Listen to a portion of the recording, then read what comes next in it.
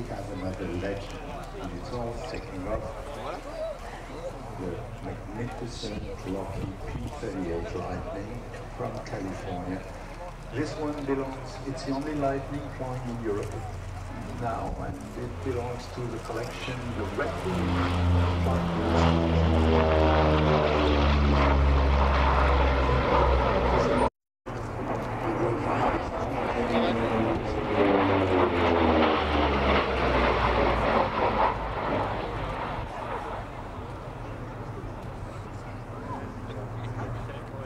Designed by the son of Swedish immigrants to the United States. His name was Clarence, and when he was 22 years old, he was a student in aerodynamics, and at the time aerodynamics wasn't even science, it was black collar. And the word started to spread around saying that Kelly Johnson can see the rain.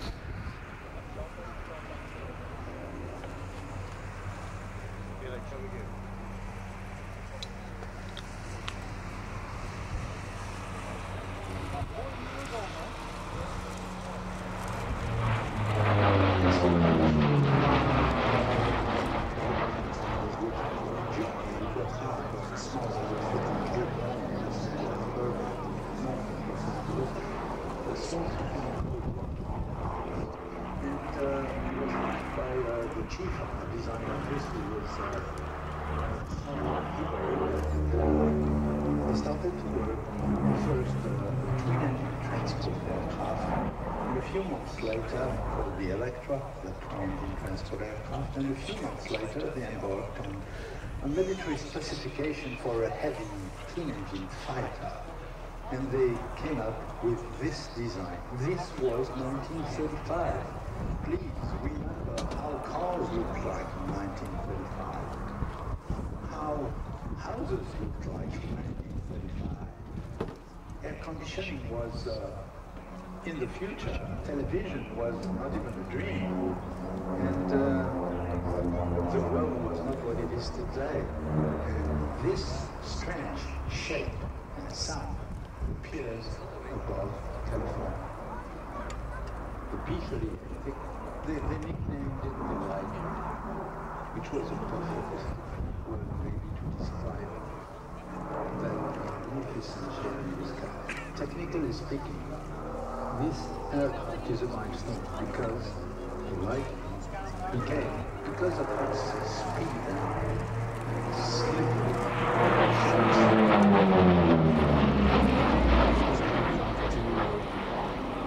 against what at the time wasn't even called by a name, and later they called it the sound barrier, they called it, technically speaking, impossibility, and they translated problems. The P-38 was so quick and fast in the dive that a few were lost, including the pilots, when the airfield was literally disintegrated and tried by the extraordinary forces imposed on the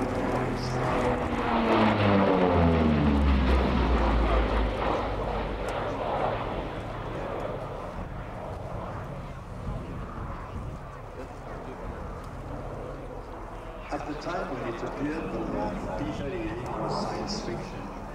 The test pilot of the aircraft was a young officer from the U.S.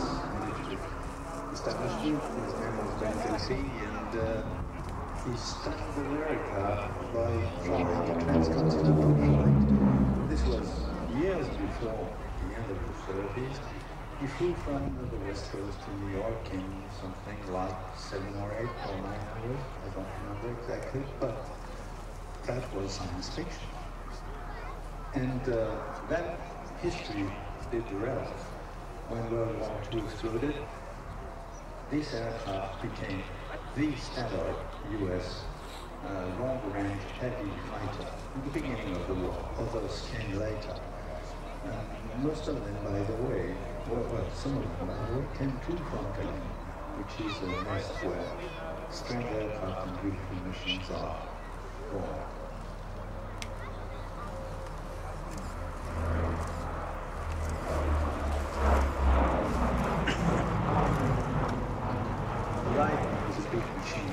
sit on it.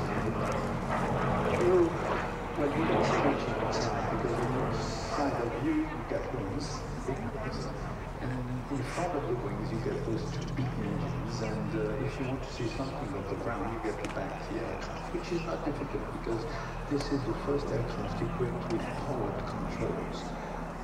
At the time, that was a revolution. Instead of using your muscles against the force of the wind, you were using hydraulic muscles, and super. These guys do against the BF-1 that looks like a much more agile aircraft. What tactics used? Well, in fact, the leading US aces were flying in the Pacific against even more maneuverability than the BF-1, which was a zero. And the Lightning was quite easy. Take speed, altitude, heavy armament in the nose, and just make one pass, aim right, shoot, and pull up, and never accept turning combat. It's not a transport airplane. It's very maneuverable for its wind. So basically never get into a dogfight. No.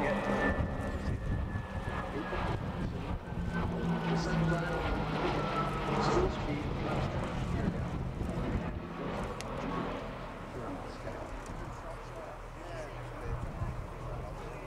By the way, young man that's flying the thing is the chief pilot for Red Bull, for the Red Bull Museum in Salzburg. So we won't talk that much, a little bit, but not that much, and we'll listen.